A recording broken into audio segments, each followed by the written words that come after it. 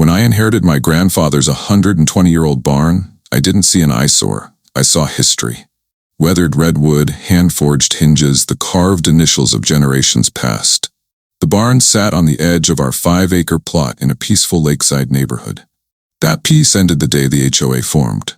A knock came one morning, a crisp envelope handed to me by a young HOA representative. Inside, violation number 42, structure incompatible with neighborhood aesthetic, demolition required. They gave me 30 days to comply. My heart sank. This barn wasn't just old, it held secrets. My grandfather used to say, "That barn will protect our family long after I'm gone." I was about to find out what he meant. Karen Delacroix, self-elected HOA president, swept through the neighborhood like a hurricane with a clipboard. She wore pastel suits and carried a coffee thermos that said, "I run this place." She called an emergency HOA meeting.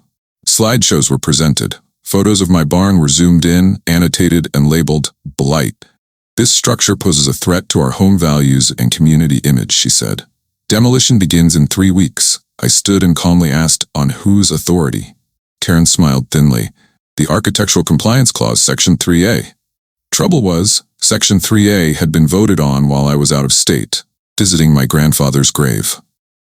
1 week later, 2 men in reflective vests appeared with measuring tapes.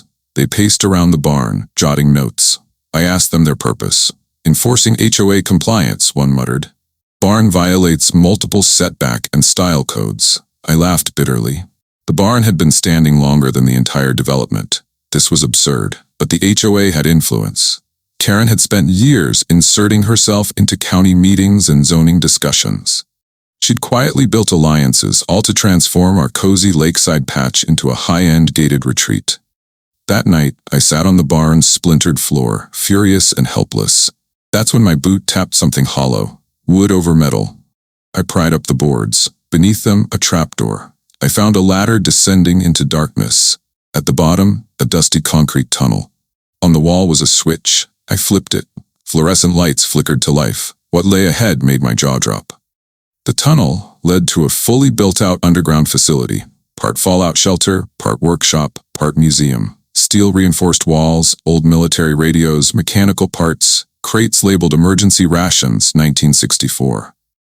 My grandfather had served in Korea and was a prepper before prepping was cool. He'd built the bunker in the 60s during Cold War tensions. On a dusty desk sat a locked metal box labeled, "For Jake, if they ever come for the barn." My name.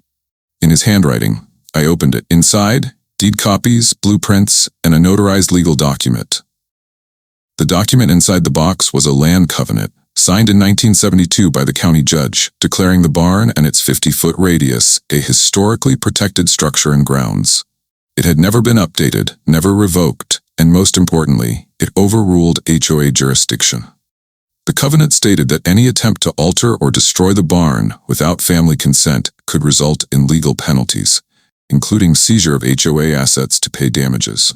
It even included a clause referencing the bunker as a classified civil defense structure. Karen had no idea the barn was legally untouchable. Yet, despite my warnings, Karen doubled down.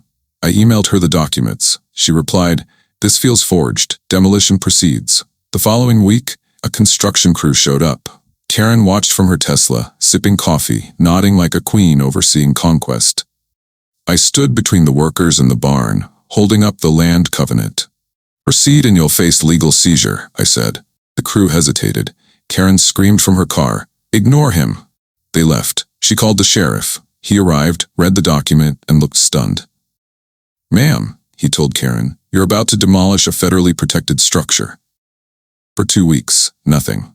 Then came the flyers. "Is your neighbor hiding illegal bunkers near your children?" It read. Anonymous tip-offs were made. I had health inspectors, environmental officers, and even a guy from Homeland Security on my property. Each time, I brought them down to the bunker, showed them the original permits and documents. Every one of them left apologizing. Karen was trying to weaponize fear.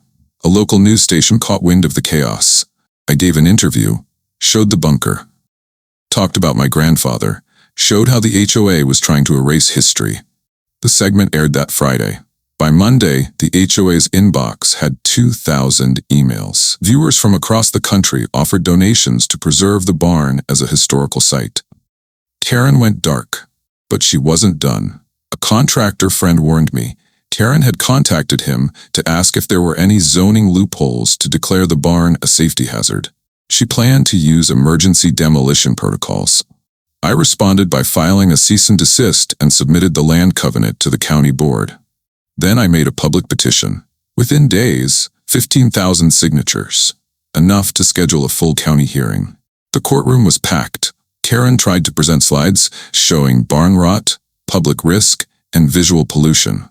I countered with legal documents, historic photographs, and expert testimony from a preservationist.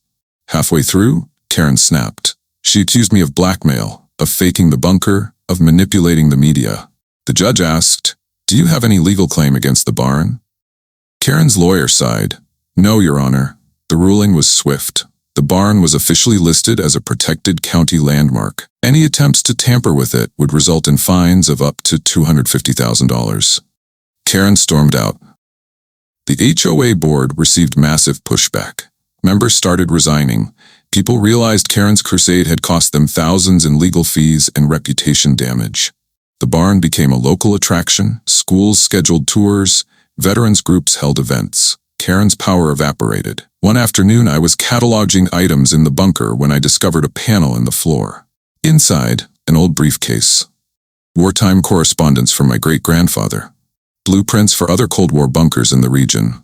And a notarized document granting mineral rights beneath the property to the Morrison family. Turns out, beneath the land sat a sizable deposit of rare earth minerals. Never mined, never claimed. I contacted a geologist. He confirmed the deposit. Within 6 months, I'd sold exploratory rights for $2.7 million. Karen sold her home and left the state. Rumors swirled, disbarred, divorced, disgraced. The HOA appointed new leadership, folks who valued history, fairness, and community. We held a neighborhood barbecue by the barn. Karen's name was never spoken again. Today, the barn is more than wood and nails. It's a community hub, a war memorial, and a reminder that legacy can outlast arrogance. Sometimes, standing your ground isn't just about keeping a building. It's about honoring the people who built it, and sometimes the deepest roots are the ones you can't see until you dig.